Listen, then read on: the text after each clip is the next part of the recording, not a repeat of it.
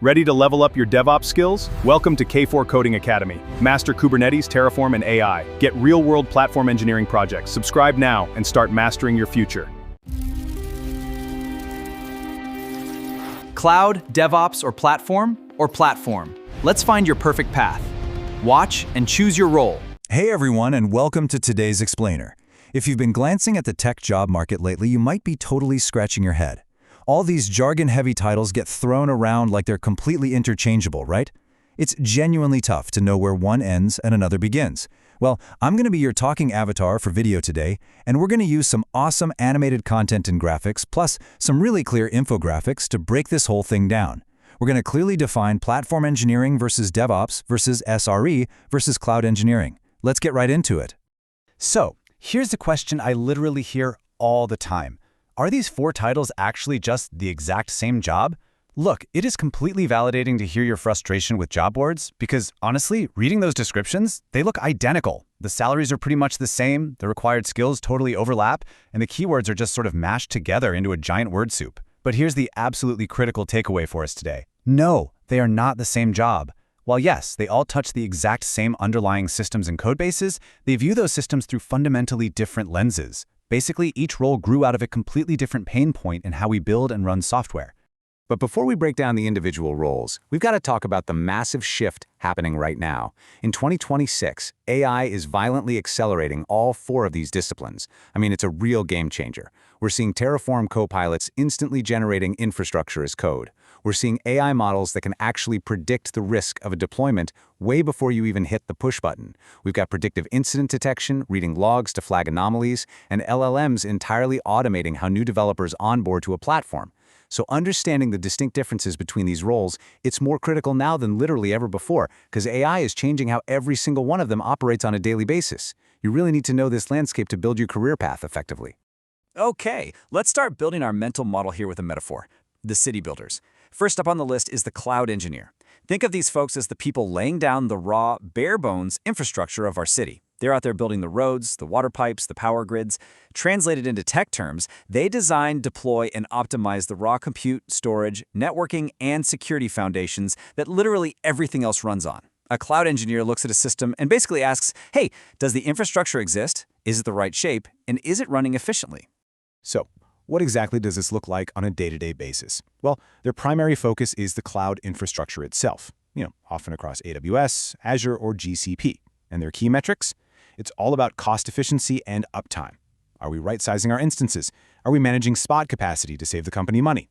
They live and breathe core tools like Terraform. And tying back to that 2026 AI trend we just talked about, cloud engineers are heavily utilizing AI copilots right now to optimize cloud costs on the fly and instantly generate complex deployment templates just from natural language prompts. Pretty wild, right?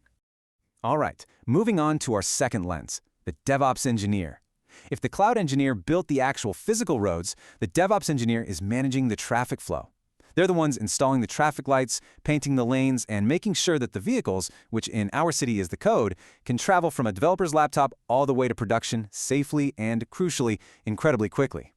Now, you might remember DevOps initially started out as more of a cultural philosophy, right? Just trying to break down those old silos between development and operations. But today, it's materialized into a highly demanded, super specific engineering role that explicitly bridges that gap using automated pipelines.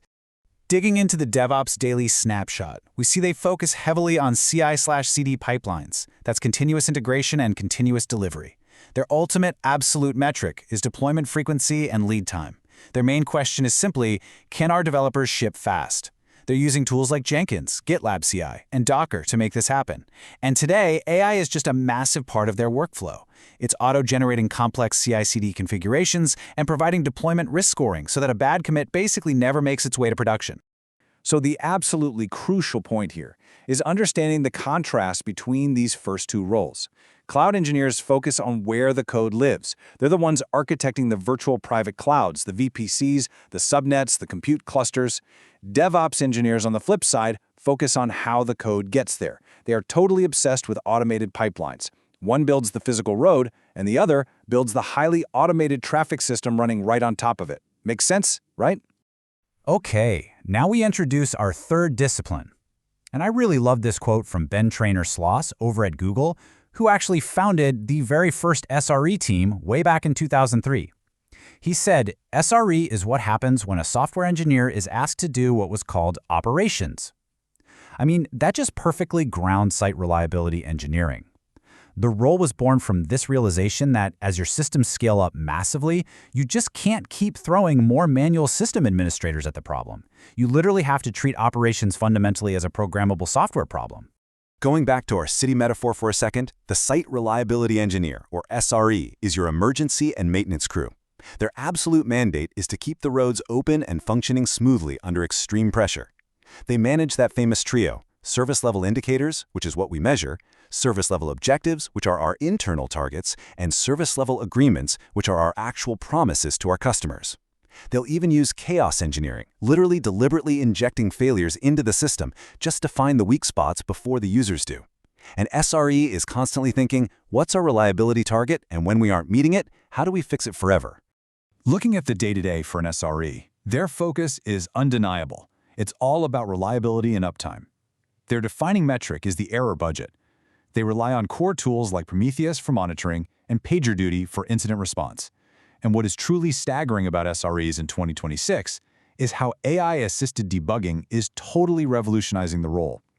When an alert fires off now, AI is jumping in, correlating logs across dozens of microservices, suggesting root causes, and compressing the whole incident diagnosis time from, say, 30 minutes down to literally just 2 minutes. It is a massive game changer.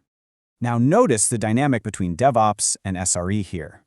These are two overlapping fields that perfectly, beautifully balance each other out. DevOps champions flow and speed. Their goal is to push releases out faster and faster. But SRE champions reliability and uptime. They act as the essential guardrails. If a dev team ships way too many bugs and burns their error budget, the SRE framework steps in and halts feature releases entirely until stability is restored. They work together to ensure we're moving fast, but not so fast that the wheels completely fall off the car.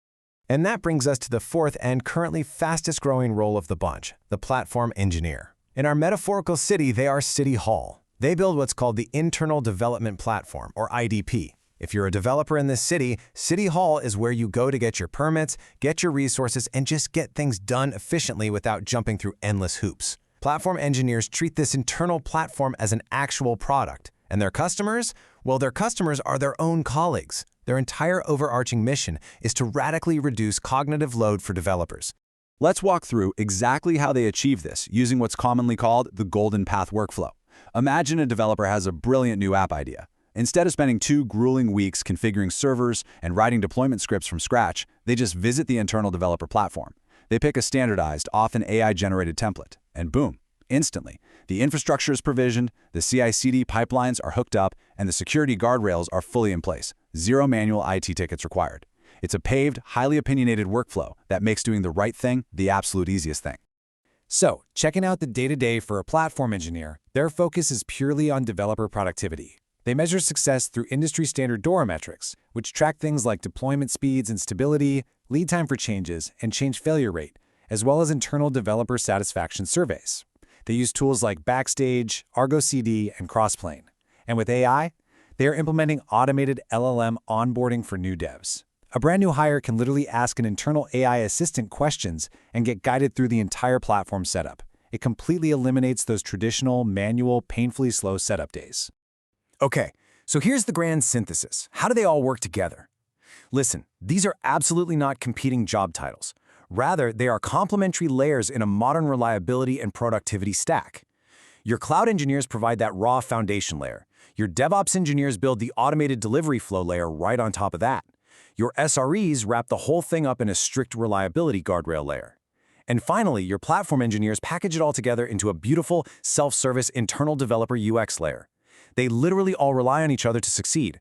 Let's lock all of this in with our platform engineering versus DevOps versus SRE versus cloud engineering summary. Cloud engineers want working infrastructure, which is now massively augmented by costs and infrastructure as code AI. DevOps wants fast, safe deployments, augmented by auto pipelines. SRE demands high reliability, utilizing predictive alerting.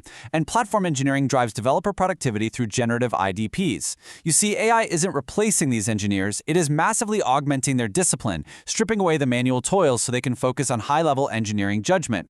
So, After exploring all 4 of these absolutely incredible lenses, I've got a final question for you. Which path are you going to build your future on? Do you want to lay the foundation, build the flow, guard the reliability, or create that seamless developer experience? Let us know down in the comments which role excites you the most. If this explainer brought you some clarity today, please do hit that like button, share this with a colleague who might be a bit confused by all these titles, and make sure to subscribe for more deep dive explainers just like this one. Thanks so much for joining me, and I'll see you in the next explainer.